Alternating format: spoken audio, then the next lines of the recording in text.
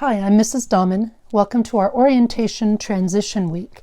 And the project that we'll be doing this week for Social Studies Language Arts is This Is Me. You are going to be making a leaflet about you right now as a fifth grader. And all you really have to do this project is a piece of paper. And it can be a piece of copy paper, it can be a piece of cardstock, it can be a piece of pattern paper. You get to choose. But what I'd like to have you do is make a leaflet of yourself, and each section or each fold over page will contain different information. And pretty much anything goes. What I'm going to give you each day is a guideline. Do you have to follow that exactly? No, this is your project.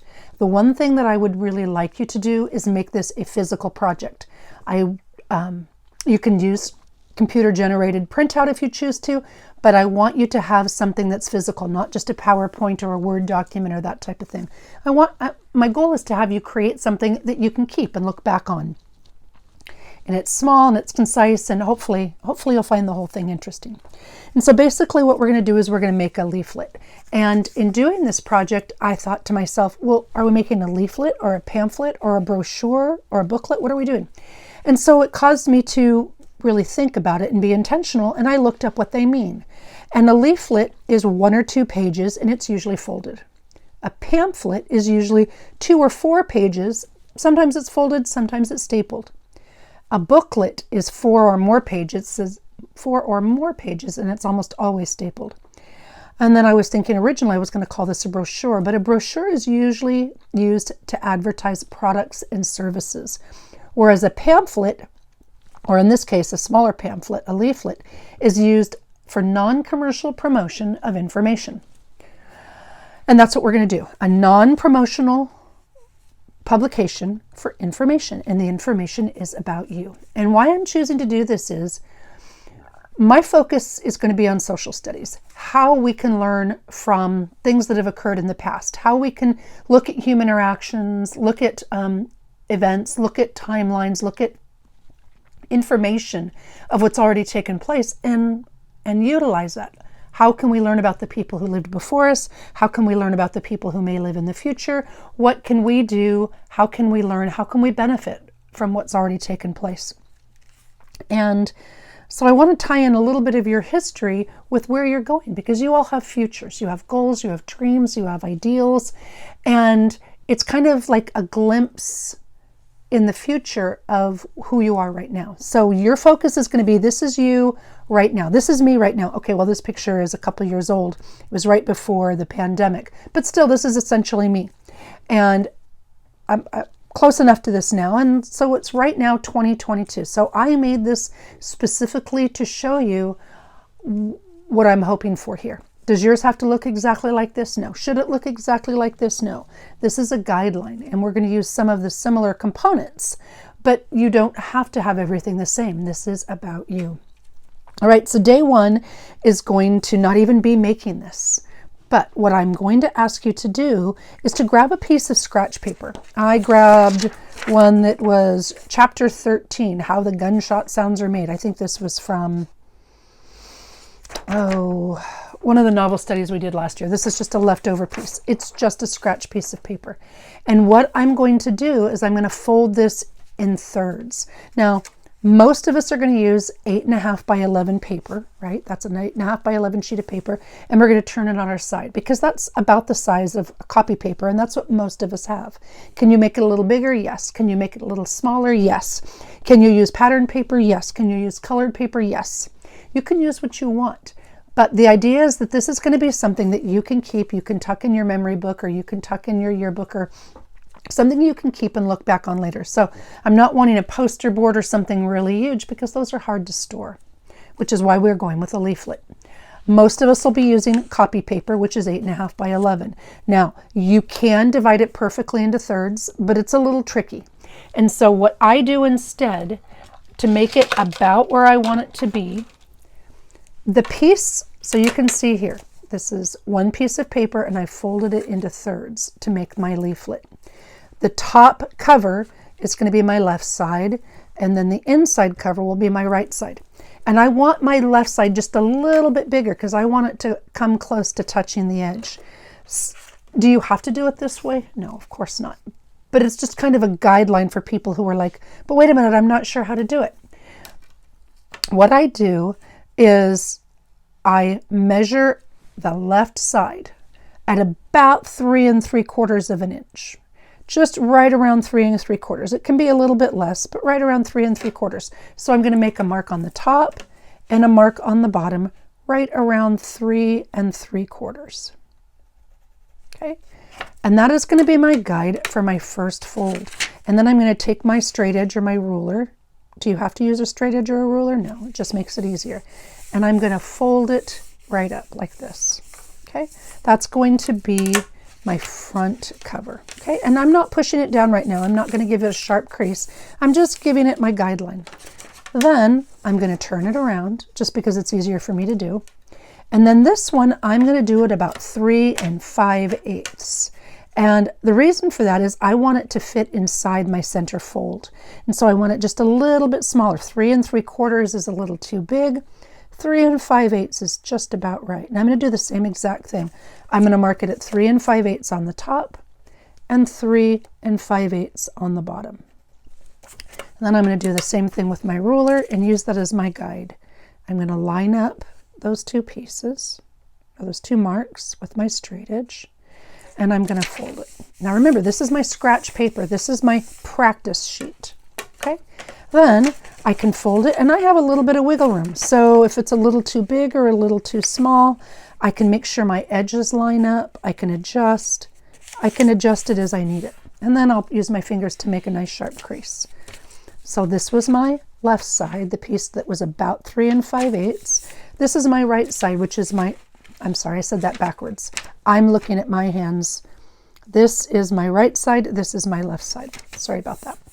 All right, this is the inside flap. This is the cover. And again, I can alter it just a little bit because I didn't crease it down. I can line up my edges. I can line up my corners, and then I'll just press down on it. And this is how I'm going to make my leaflet. And the reason I did it this way is because as I'm adding information to each page, I want to know how big to make it. I want to know how much room I've got to work with on the, like if I were to number the pages, the cover would be 1, the inside would be 2, 3, 4, 5, and 6. So it's essentially having 6 pieces or 6 sides. And I want to make sure that I've got enough room for what I want to include.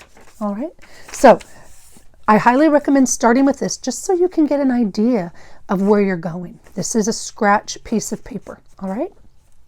Then you're going to put that aside, and you are going to either use the document in our class notebooks. You can print it if you like. You can fill it in if you like. You get to pick. But it'll be a document that you can edit within your class notebook. And this is an interview sheet. Now, wait a minute, Mrs. Dahman, why are you having us interview somebody? Because most of you know all of this information, but maybe you don't realize you know it. And by having an intentional conversation with your mom or your dad or your grandmother or whoever, you are going to get the information that I would like to see you include in your booklet. All right? And so I'm going to read this over for those of you who prefer that. This is going to be an interview sheet, and it's called This Is Me. And I would like you to interview a parent or a guardian or a grandparent or somebody that knows the information about you. Now, it looks like it's really long, but I promise it's really not that long. So the first question is, who did you interview? If you do mom, dad, aunt, uncle, grandma, grandpa, whoever, put that down there, all right? And then, regardless of who you interview, include this information. What is your mom's full name? Where was your mom born, and what is your mom's date of birth? Now, I know that some people are really sensitive, and rightfully so, about putting your information out there in the general public. And so what I wrote here is this. The personal information and parent details are just for you and for your record. You are welcome to cover any portion of the information on your, I put brochure, but it's a leaflet, that you or your family would prefer to keep private. But please, do ask about it and include it so that you have access to the information. Because ultimately, this project isn't something you're going to turn in. This is something you're going to keep. And then again, did mom, dad, What is your dad's full name? Where was your dad born? What were your parents' reactions upon meeting you for the first time? That's the next piece. Now, I know that some of you might have 2 moms or 2 dads. This is a guideline. You alter it and change it to suit your needs, because this is about you. And that's absolutely okay. This is just generic for most people, but you can change it as needed. You're not required to have exactly this information. Okay, these are just a guideline for you. Okay, what were your parents' reactions upon meeting you for the first time?